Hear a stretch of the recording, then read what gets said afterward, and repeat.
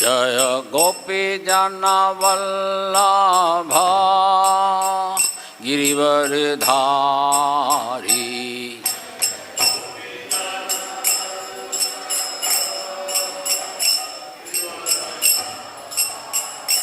जय गोपी जनवल्लभा गिरिवरधारी।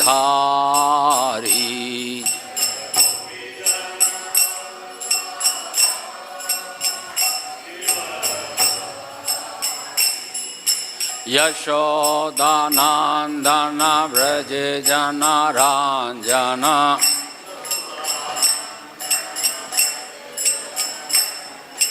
यशोदानंदन व्रज जनारंजन।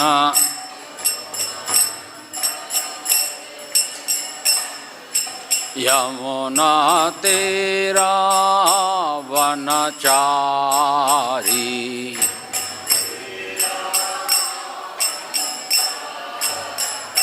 यमुना तीरा वनचारी।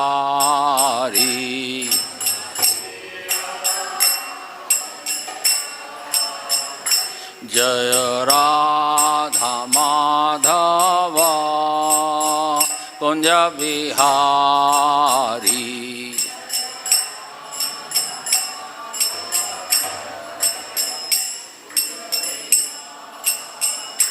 जय गोपी जनवल्लभा गिरिवरधारी।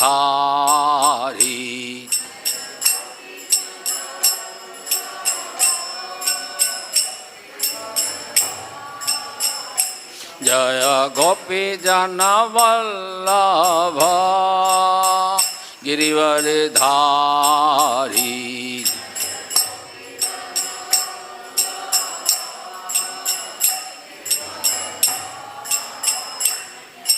यशोदानंदन व्रज जनारंजन।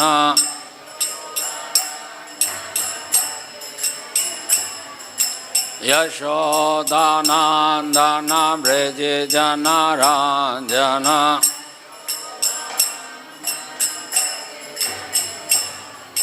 यमुना तीरा वनचारी।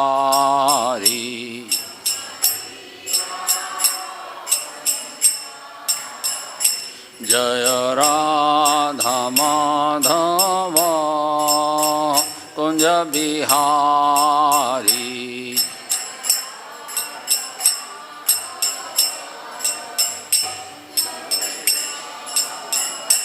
हरे कृष्णा कृष्णा कृष्णा हरे हरे, हरे राम राम राम हरे हरे।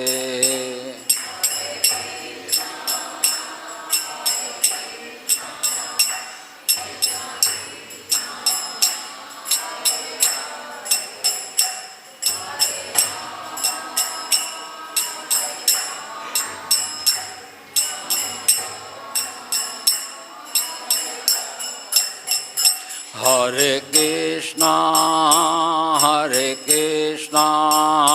कृष्णा कृष्णा हरे हरे, हरे राम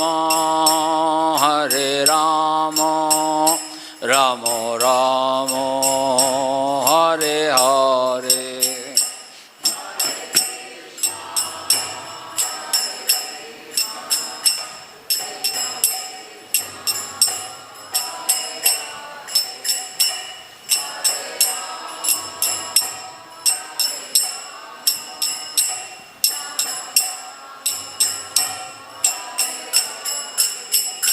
हरे कृष्णा कृष्णा कृष्णा हरे हरे, हरे राम राम राम हरे हरे।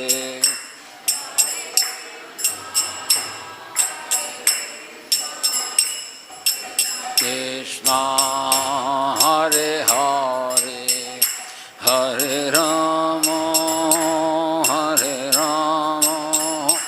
राम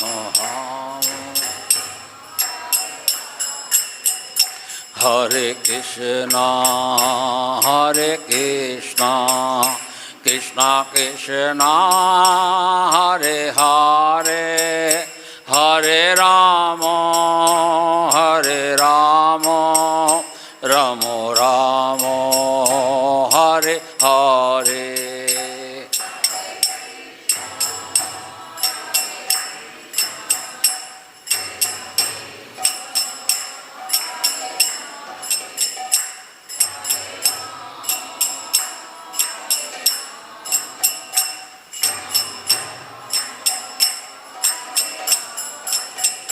जय राधा माधव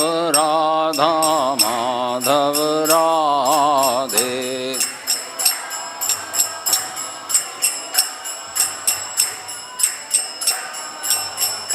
जय राधा श्याम सुंदर राधे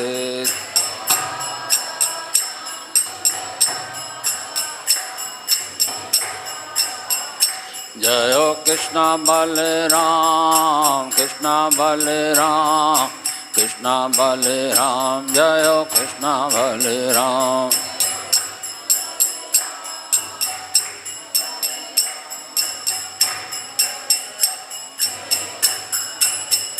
जय गौरनिताय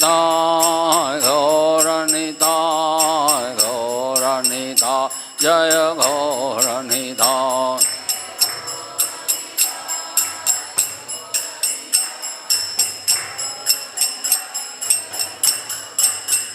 जय जय प्रभुपाद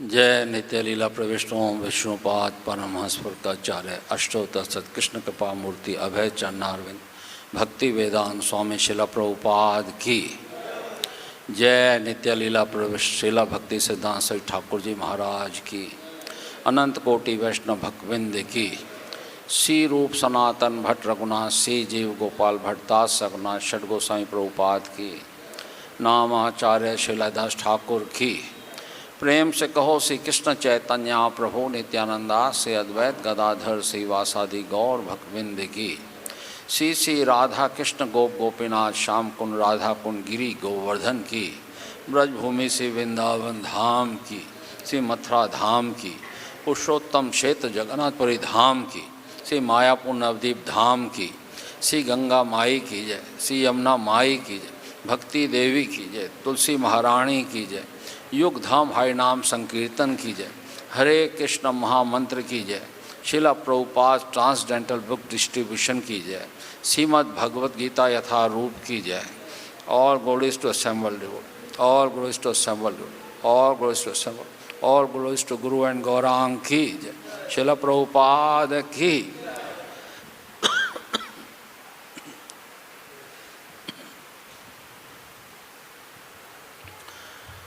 हरे कृष्णा। तो सभी वैष्णवजन वैष्णवीस को मेरा कोटि कोटि दंडवत प्रणाम और ऑनलाइन के माध्यम से देखने वाले सभी भक्तों को भी मेरा कोटि कोटि दंडवत प्रणाम। श्री वृंदावन धाम श्री श्री कृष्ण बलराम मंदिर के सायंकालीन कार्यक्रम में शाम को भगवत गीता का पाठ प्रवचन, उसमें आप सभी का बहुत बहुत स्वागत है। तो नित्यम भागवत सेवया, भगवान की वाणी का सेवन नित्यम भागवत सेवया है भगवत गीता। तो आज हम अध्याय 11 के चौथे श्लोक के ऊपर पाठ करेंगे, श्रील प्रभुपाद के अनुवाद और तात्पर्य को समझने का प्रयास करेंगे। तो आप सभी हमारे साथ हाथ जोड़ लीजिए। हम पहले मंगलाचरण करते हैं, उसके बाद फिर श्लोक को लेंगे। ॐ अज्ञानतिमिरान्धस्य ज्ञानाञ्जनशलाकया चक्षुरुन्मिलितं येन तस्मै श्रीगुरुवे नमः। श्रीचैतन्यमनविष्टं स्थापितं येन भूतले स्वयं रूपा कदा मह्यं ददाति स्वपदान्तिकं। वन्देऽहं श्रीगुरो श्रीयुत्पदकमलं श्रीगुरुन् वैष्णवांश्च श्रीरूपं साग्रजातं सैगणरघुनाथवितं तं सजीवं सावधैतं सावधूतं परिजनसहितं कृष्णचैतन्यदेवं श्रीराधाकृष्णपादान् सैगण्डलिता श्रीविशाखान्विताश्च। नमः ॐ विष्णुपादाय कृष्णाप्रेष्ठाय भूतले श्रीमते भक्तिवेदान्त स्वामिनिति नामिने। नमस्ते सरस्वती देवे गौरवाणी प्रचारिणे निर्विशेषा शून्यवादी पाश्चात्यदेशतारिणे। हे कृष्णा करुणा सिंधो दीनबंधो जगतपते गोपेश गोपिका कांत श्री राधा कांत नमोस्तुते। तप्त कांचन गौरांगी श्री राधे वृंदावनेश्वरी वृषभानुसुते देवी प्रणमामि हरिप्रिये। वाञ्छाकल्पतरुभ्यश्च कृपा सिन्धुभ्येव च पतितानां पावनेभ्यो वैष्णवेभ्यो नमो नमः। जय श्री कृष्ण चैतन्य प्रभु नित्यानंदा श्री अद्वैत गदाधर श्रीवासादि गौर भक्तवृंदा। हरे कृष्णा कृष्णा कृष्णा हरे हरे हरे राम राम राम हरे हरे।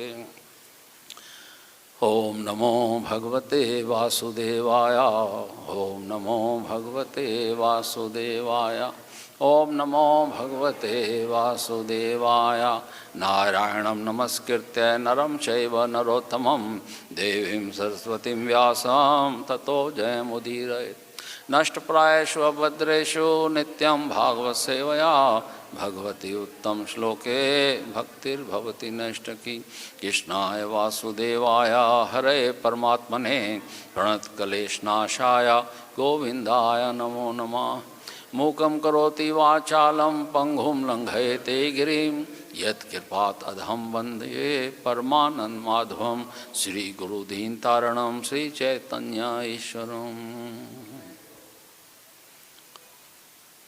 आराधयो भगवान् व्रजेस्तन्यस्तद्धाम वृंदावनम रम्या काचिदुपासना व्रजवधूवर्गण्य कल्पिता।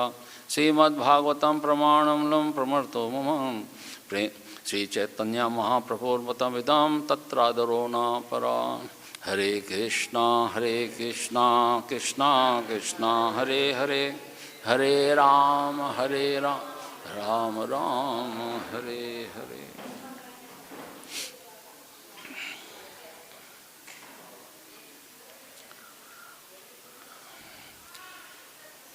अध्याय 11। अध्याय का नाम है विराट रूप और श्लोक संख्या है 4। तो पहले शब्दार्थ करते हैं फिर श्लोक को दोहराते हैं। मेरे पीछे बोलिए। मन्यसे तुम सोचते हो, यदि तत् वह शक्यम समर्थ मया मेरे द्वारा द्रष्टुम देखे जाने के लिए इति इस प्रकार प्रभो हे स्वामी योग ईश्वर हे योगेश्वर तथा तब मैं मुझे त्वम आप दर्शया दिखलाइए आत्मानम अपने स्वरूप को अव्ययम शाश्वत। मन्यसे यदि तच्छक्यं मया दृष्टुम इति प्रभो योगेश्वर ततो मे त्वं दर्शयात्मानम् अव्ययम् मन्यसे यदि तच्छक्यं मया दृष्टुम् इति प्रभो। योगेश्वर ततो मे त्वं दर्शयात्मानम् अव्ययम् मन्यसे यदि तच्छक्यं मया दृष्टुम् इति प्रभो। योगेश्वर ततो मे त्वं दर्शयात्मानम् अव्ययम् मन्यसे यदि तच्छक्यं मया दृष्टुम् इति प्रभो। योगेश्वर ततो मे त्वं दर्शयात्मानम् अव्ययम् मन्यसे यदि तच्छक्यं मया दृष्टुम् इति प्रभो। योगेश्वर ततो मे त्वं दर्शयात्मानम् अव्ययम् मन्यसे यदि तच्छक्यं मया दृष्टुम् इति प्रभो। योगेश्वर ततो मे त्वं दर्शयात्मानम् अव्ययम्। माता जी मन्यसे यदि तच्छक्यं मया दृष्टुम् इति प्रभो। योगेश्वर ततो मे त्वं दर्शयात्मानम् अव्ययम् मन्यसे यदि तच्छक्यं दृष्टि प्रभो। योगेश्वर ततो मे त्वं दर्शयात्मानम् अव्ययम्। चलिए अनुवाद। हे प्रभु, हे योगेश्वर, यदि आप सोचते हैं कि मैं आपके विश्व रूप को देखने में समर्थ हो सकता हूँ तो कृपा करके मुझे अपना असीम विश्व रूप दिखाइए। मेरे पीछे बोलिए।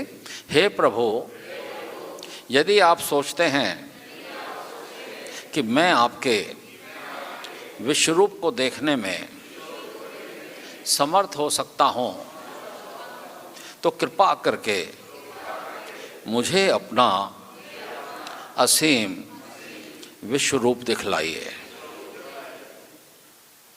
अनुवाद और तात्पर्य शिला प्रभुपाद के द्वारा। शिला प्रभुपाद की तात्पर्य।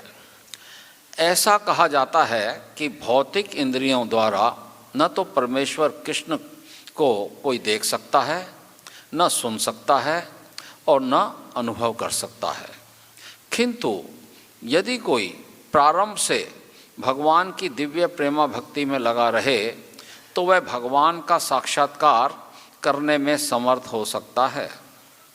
प्रत्येक जीव आध्यात्मिक स्फुलिंग मात्र है, अतः परमेश्वर को जान पाना या देख पाना संभव नहीं है। भक्त रूप में अर्जुन को अपनी चिंतन शक्ति पर भरोसा नहीं है। वह जीवात्मा होने के कारण अपनी सीमाओं को और कृष्ण की अकल्पनीय स्थिति को स्वीकार करता है। अर्जुन समझ चुका था कि एक क्षुद्र जीव के लिए असीम अनंत को समझ पाना संभव नहीं है। यदि अनंत स्वयं प्रकट हो जाए तो अनंत की कृपा से ही उसकी प्रकृति को समझा जा सकता है। यहाँ पर योगेश्वर शब्द भी अत्यंत सार्थक है, क्योंकि भगवान के पास अचिंत्य शक्ति है। यदि वे चाहें तो असीम होकर भी अपने आप को प्रकट कर सकते हैं। अतः अर्जुन कृष्ण की अकल्पनीय कृपा की याचना करता है। वह कृष्ण को आदेश नहीं देता जब तक कोई उनकी शरण में नहीं जाता और भक्ति नहीं करता। कृष्ण अपने को प्रकट करने के लिए बाध्य नहीं हैं। अतः जिन्हें अपनी चिंतन शक्ति का भरोसा है वे कृष्ण का दर्शन नहीं कर पाते। यहाँ श्रील प्रभुपाद का भक्ति वेदांत तात्पर्य समाप्त होता है। श्रील प्रभुपाद की जय। तो इस अध्याय में अर्जुन भगवान से प्रार्थना करते हैं और इच्छा प्रकट करते हैं कि हे भगवान, आप अपने विराट रूप को दिखाइए, विराट रूप को दिखाइए। इससे जो पिछला अध्याय हमने किया, 10वां अध्याय, 10वें अध्याय में भगवान के ऐश्वर्य का वर्णन है। तो भगवान के ऐश्वर्य के बारे में अर्जुन कहते हैं भगवान से कि हे जनार्दन, आप पुनः विस्तार से अपने ऐश्वर्य तथा योग शक्ति का वर्णन करें। मैं आपके विषय में सुनकर कभी तृप्त नहीं होता, विस्तार से वर्णन करें।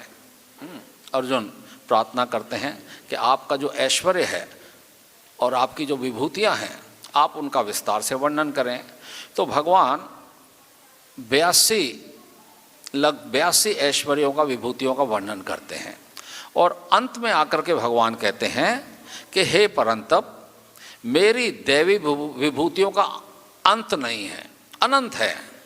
मैंने तुमसे जो कुछ कहा वह तो मेरी अनंत विभूतियों का संकेत मात्र है, केवल संकेत है। तुम जान लो कि मेरा जितना भी ऐश्वर्य है, सौंदर्य है, तेजस्वी सृष्टियां हैं, मेरे तेज के एक स्फुलिंग मात्र से अद्भुत है। एक स्फुलिंग मात्र मतलब एक कण, भगवान के एक शक्ति का एक कण से जो है सारा ऐश्वर्य प्रकट होता है। और भगवान अंत में आके कहते हैं कि हे अर्जुन, इस सारे विशद ज्ञान की आवश्यकता क्या है? क्या आवश्यकता है इसकी? मैं तो अपने एक अंश मात्र से संपूर्ण ब्रह्मांड में व्याप्त होकर इसको धारण करता हूँ।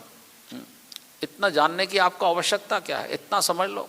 और भगवान कहते हैं मैंने बहुत ही स्फुलिंग मात्र से ये थोड़ा सा आपको बताया है, मैं अपनी अनंत विभूतियों को गिनवा ही नहीं सकता। तो अब अगले श्लोक में, अगले अध्याय में अर्जुन जो है क्या कहते हैं? अर्जुन कहते हैं मद अनुग्रह परमम गुह्यम अध्यात्म संगीतम यत्वक्तम वचस्तेन मोह्योयम विगतो ममा। अर्जुन ने कहा कि आपने जिन अत्यंत गुह्य आध्यात्मिक विषयों का मुझे उपदेश दिया है, उसे सुनकर अब मेरा मोह दूर हो गया है। जो आपने अपनी विभूतियां बताई हैं, जो आपने अपने ऐश्वर्य बताए हैं, उनको सुनकर मेरा मोह दूर हो गया है। अनुग्रह, मुझ पे कृपा करने के लिए, है ना। अर्जुन कहते हैं मद अनुग्रह, आपने मुझ पे कृपा करने के लिए ये जो गुह्यम अध्यात्म संगीतम, ये जो आपने जिन आध्यात्मिक विषयों के बारे में मुझे उपदेश दिया है, उससे मेरा मोह दूर हो गया है। और फिर अर्जुन कहते हैं दूसरे श्लोक में भवा अप्ययो भूतानां श्रुतो विस्तरशो मया त्वत्ता कमल पत्राक्षा महाताम्यम अपि चाव्ययम। हे कमल नयन, मैंने आपसे प्रत्येक जीव की उत्पत्ति तथा लय के विषय में विस्तार से सुना है और आपकी अक्षय महिमा का अनुभव किया है। तो आपने जो बताया है उसका मैंने महिमा का अनुभव किया है। फिर तीसरे श्लोक में जो कल हमने यहाँ किया था, एवं एतद् यथा तथा त्वम आत्मानं परमेश्वरा द्रष्टुम इच्छामि ते रूपम ऐश्वरम पुरुषोत्तमम। हे पुरुषोत्तम, हे परमेश्वर, यदि आपको मैं अपने समक्ष आपके द्वारा वर्णित आपके वास्तविक रूप में देख रहा हूँ, यद्यपि आपको मैं अपने समक्ष आपके द्वारा वर्णित आपके वास्तविक रूप में देख रहा हूँ, किंतु मैं ये देखने का इच्छुक हूँ कि आप इस दृश्य जगत में किस प्रकार प्रविष्ट हुए। मैं आपके उसी रूप का दर्शन करना चाहता हूँ, मैं दर्शन करना चाहता हूँ। अब आज का जो श्लोक है, पिछले श्लोक में तो कहा अर्जुन ने कि आपने जो अपना ये ऐश्वर्य बताया, आपने जो इतने अपनी विभूतियाँ बताई, मैं उनका दर्शन करना चाहता हूँ। वैसे तो भक्त जो है भगवान के विराट रूप का दर्शन नहीं करना चाहता। लेकिन अर्जुन जो है जन सामान्य को दिखाने के लिए कि भगवान जो कह रहे हैं, भगवान जो अपनी शक्तियों के बारे में बता रहे हैं, तो अर्जुन चाहते थे कि आने वाले समय में सामान्य जन भगवान के इस रूप को समझ ले, इस रूप को भगवान प्रदर्शित कर दें, ताकि आने वाले समय में कोई भी उठ के खड़ा ना हो जाए और कह दे कि मैं ही भगवान हूँ। यदि आप भगवान हैं तो अपना विराट रूप दिखाओ। भगवान ने तो अपना विराट रूप दिखाया। तो इस करके जो है अर्जुन के मन में एक जन सामान्य के लिए एक दया थी, दया भाव था कि आने वाले समय में भगवान के इस रूप को समझ लें। क्योंकि जन साधारण जो होता है ना, वो भगवान का हमेशा चिंतन मनन नहीं कर सकता।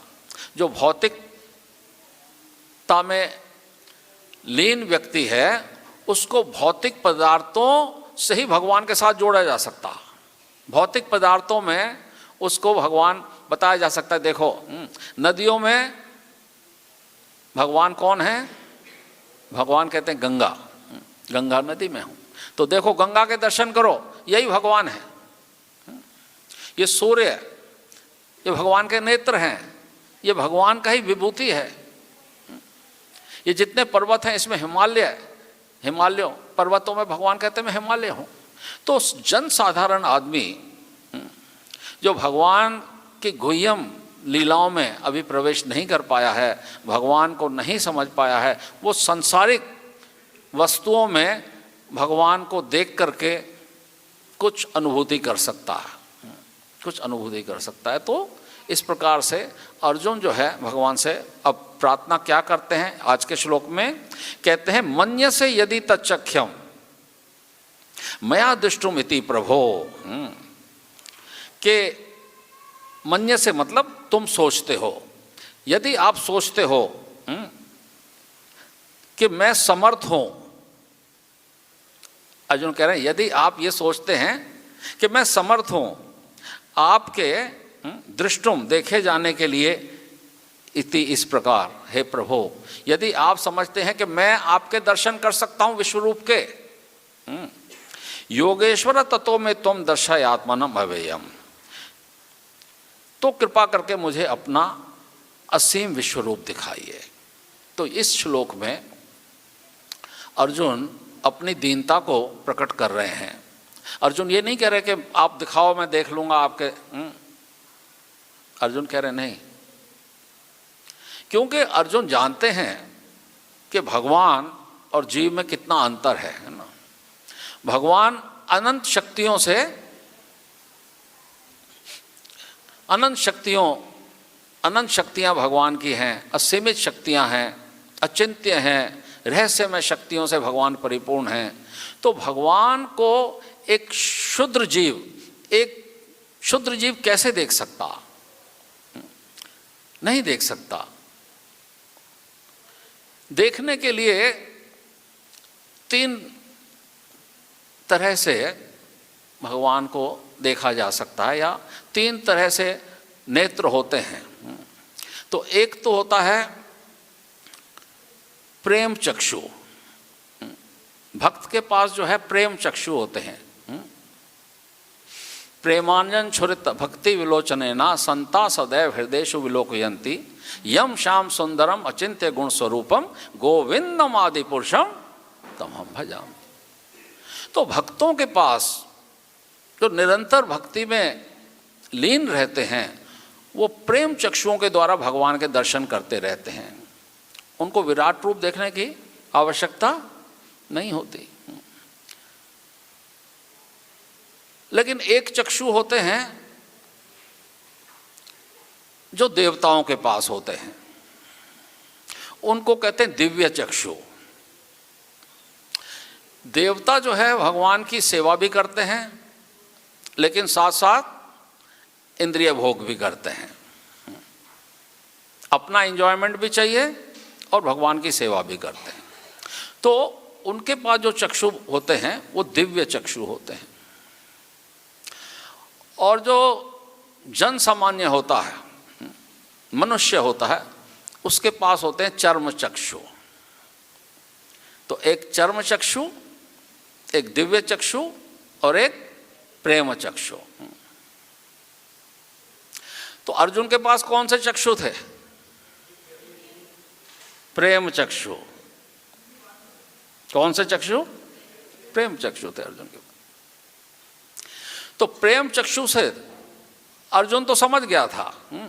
अर्जुन ने कहा कि मेरा मोह दूर हो गया है, नंबर एक, मेरे को अब कोई मोह नहीं है, या मैं समझ गया हूं आपको अच्छे से।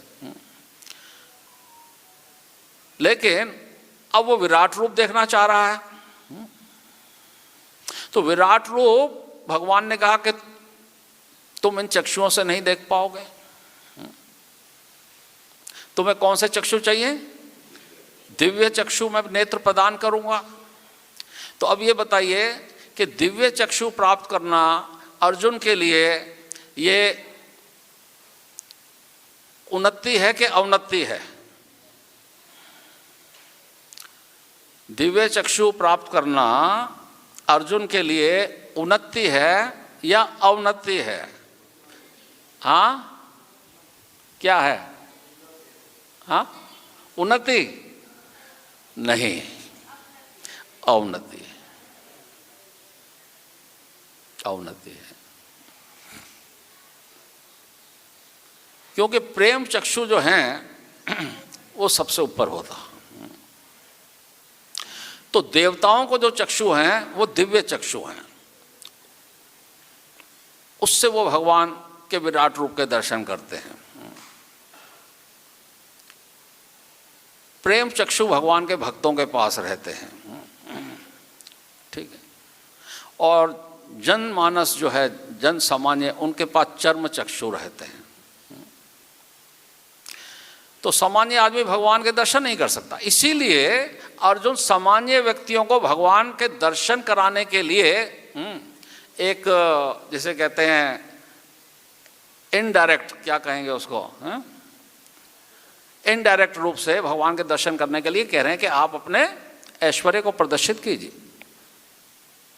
आपका ऐश्वर्य क्या है, आपकी विभूतियाँ क्या है, आपने बता दिया, आप कहाँ कहाँ कैसे कैसे ऐश्वर्य, लेकिन उसको दिखा दीजिए।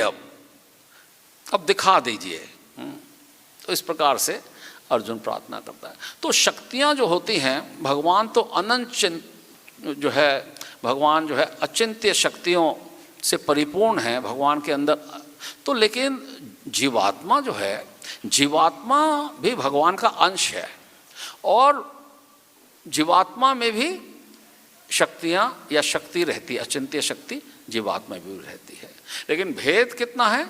भगवान तो शक्तियों से परिपूर्ण है, लेकिन जीवात्मा में बहुत सीमित मात्रा में वो रहती है, बहुत ही सीमित मात्रा में। जैसे हर जीव में कोई ना कोई शक्ति और कोई ना कोई विभूति, कोई ना कोई विशेषता रहती ही है। जैसे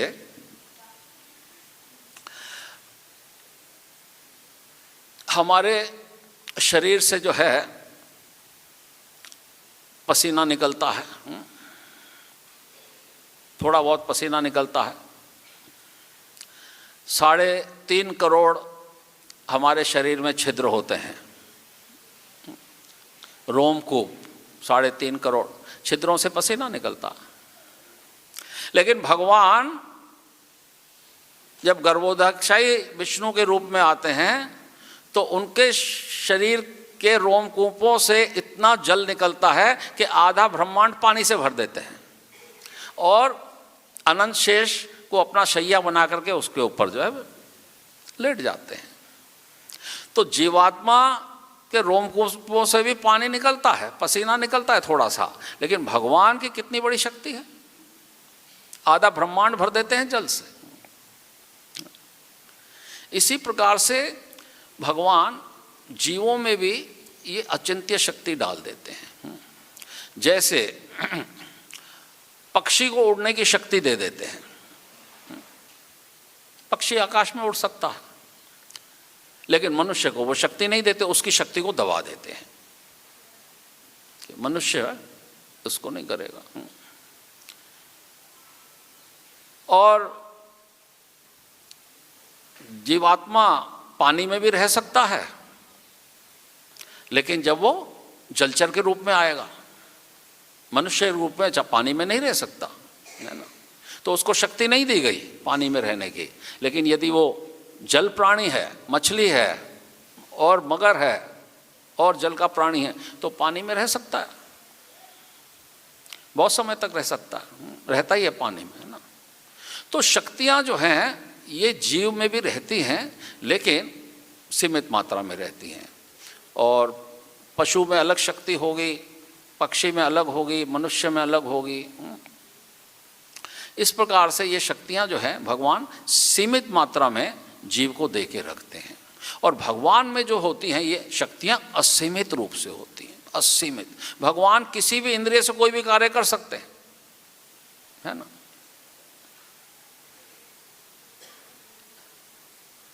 हमारी इंद्रियों की एक सीमा है, हम आँखों से एक सीमा तक देख सकते हैं, कानों से एक सीमा तक सुन सकते हैं। लेकिन जो योगी होते हैं, जिनको योग के द्वारा शक्तियां प्राप्त हो जाती हैं,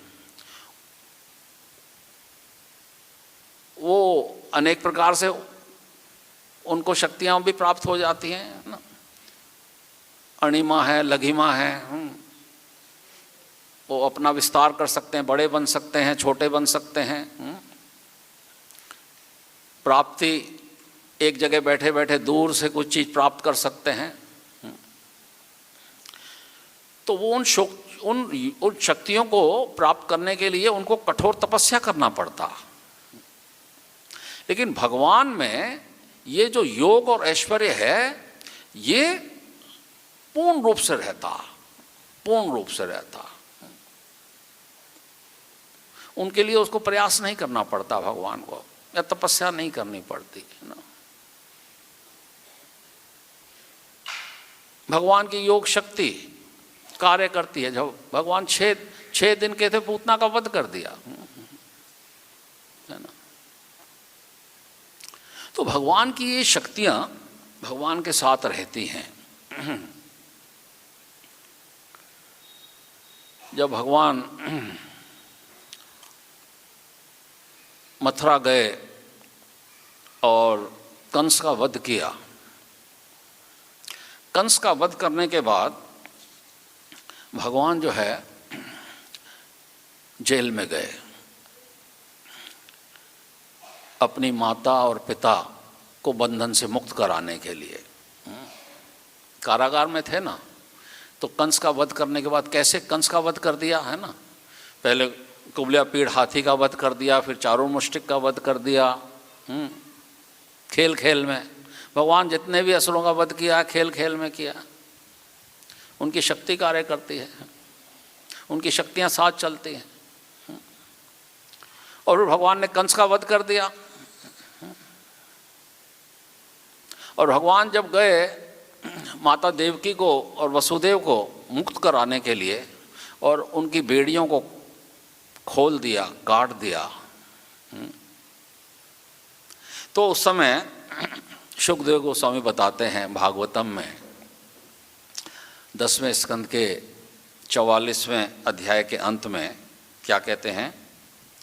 मातरम पितरम चैव मोचयत वितात बंधनात् कृष्ण रामो ववंदाते शीर्षा स्पर्श पादयो।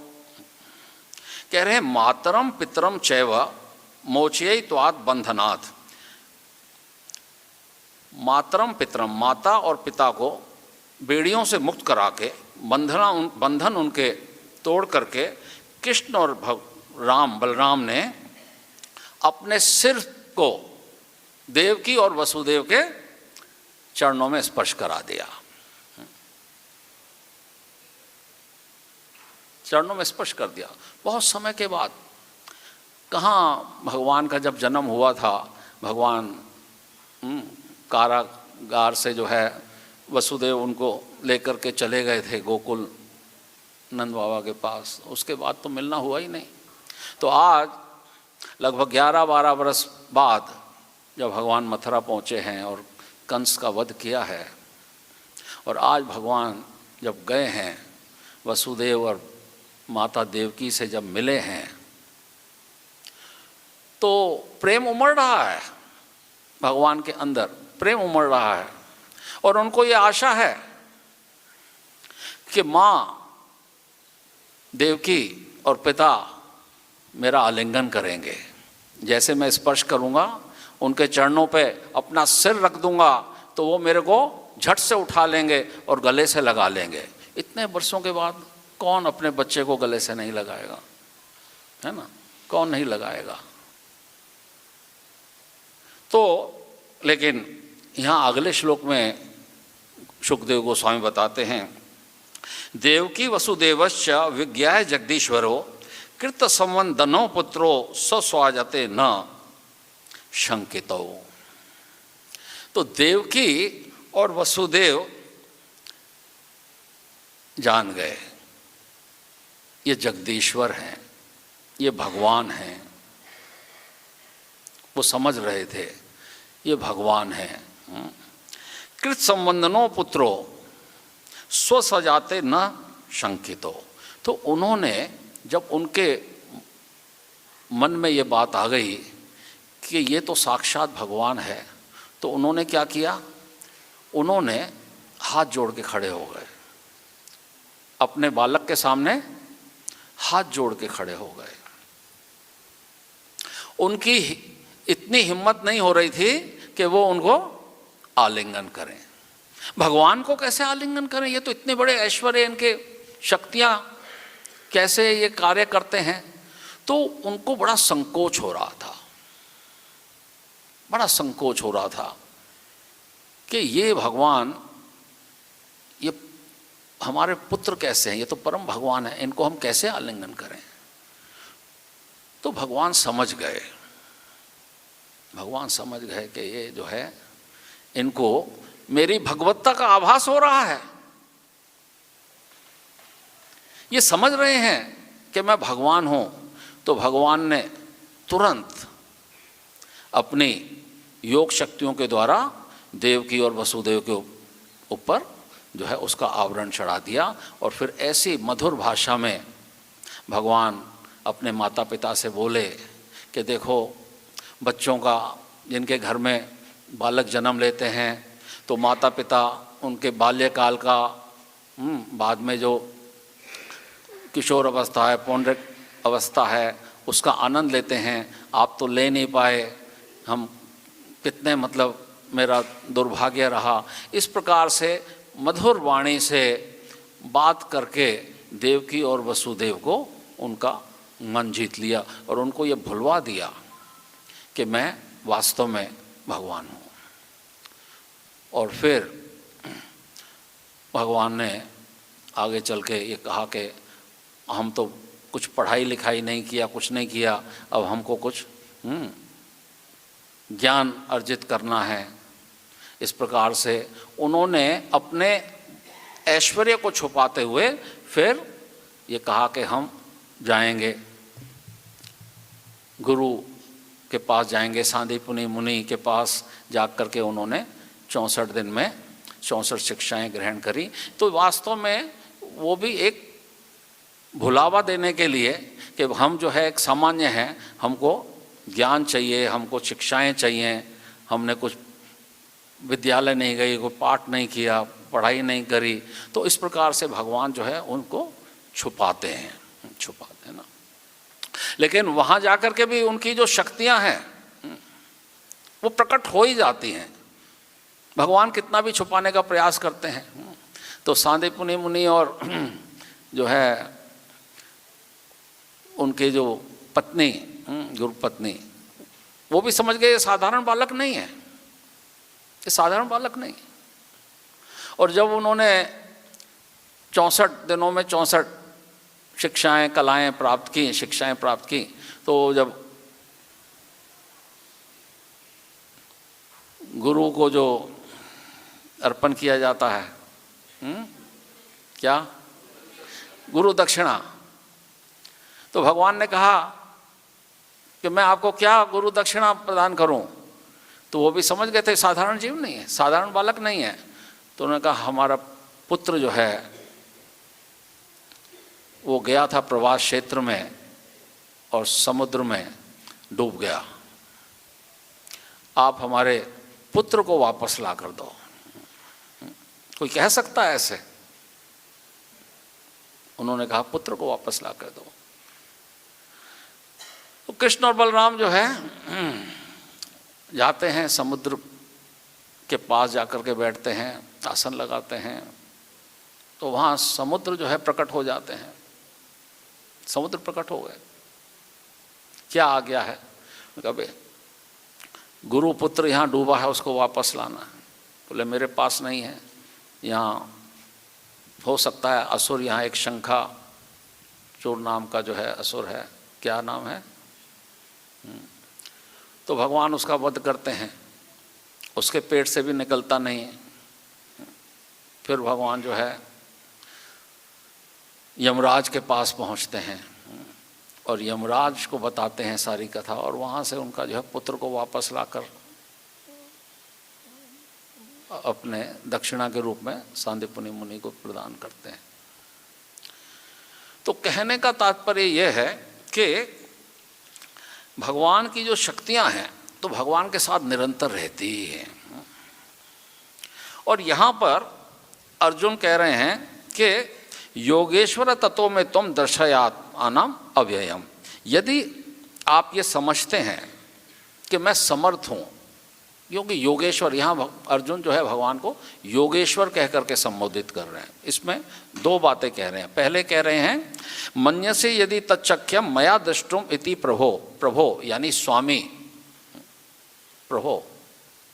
और फिर कह रहे हैं योगेश्वर, समस्त योग शक्तियों के आप ईश्वर हैं, सारी योग शक्तियों के आप नियंता हैं, कंट्रोलर हैं। आप यदि चाहें तो मेरे को समर्थ बना सकते हैं कि मैं आपके दर्शन कर सकूं। क्योंकि एक स्फुलिंग जीव भगवान की अनंत ऐश्वर्य, अनंत है ना विभूतियों का कैसे भगवान देख सकता है? जीव अपनी शक्ति से नहीं देख सकता। तो यहां अर्जुन बड़ी अपनी दीनता को प्रकट कर रहे हैं,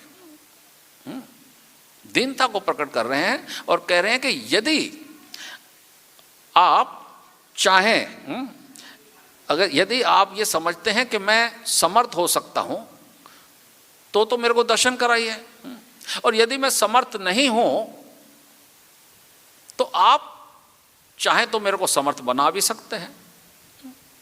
दर्शन कराने के लिए आप मेरे को समर्थ बना सकते हैं।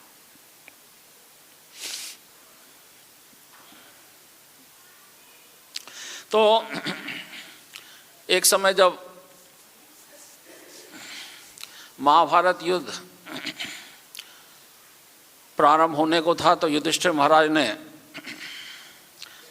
भगवान श्री कृष्ण को शांति दूत बना करके भेजा था हस्तिनापुर। और दुर्योधन के सामने शांति का प्रस्ताव रखा था। दुर्योधन ने इनकार कर दिया। तो भगवान ने एक आंशिक रूप से उसको भी विश्व रूप का दर्शन कराया था, दुर्योधन को।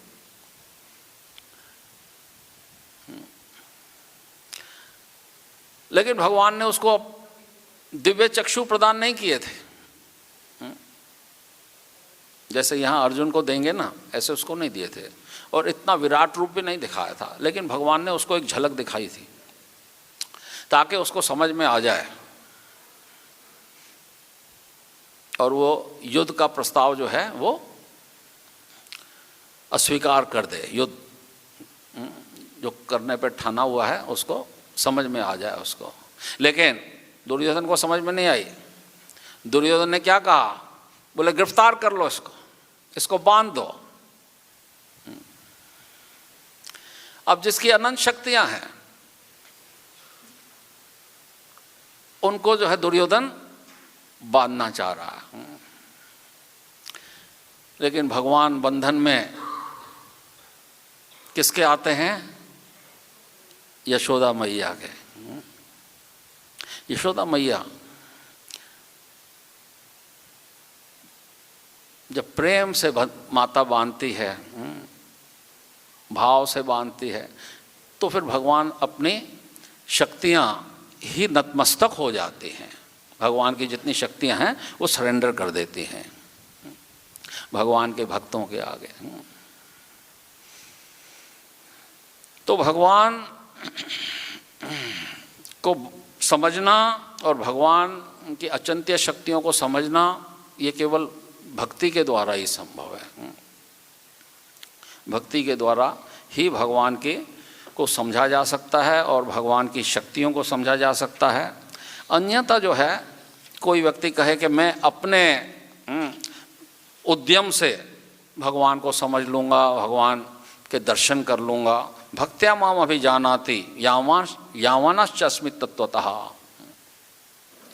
केवल भक्ति से मुझ भगवान को यथारूप में जाना जा सकता,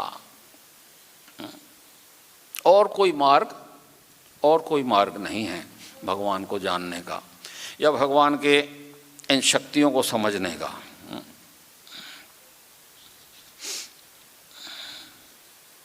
क्योंकि हमारी जो इंद्रियां हैं उसमें वैसे भी 4 प्रकार के दोष रहते हैं, है ना। हमारी इंद्रियों में एक तो गलती करना, भ्रमित होना, धोखा देने की प्रवृत्ति, ये सब रहती हैं।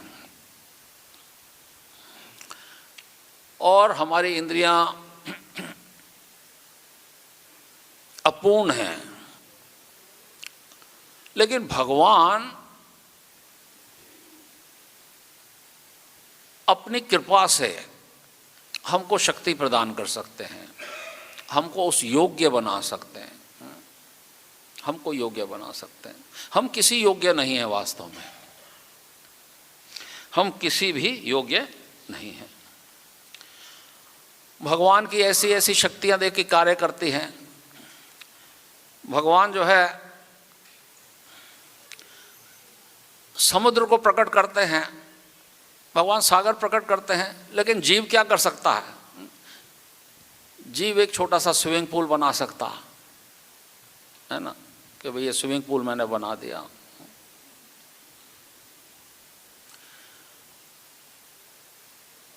भगवान हम जैसे बद जीवों के लिए सूर्य को प्रकट कर देते हैं, एक लैंप ही काफ़ी है,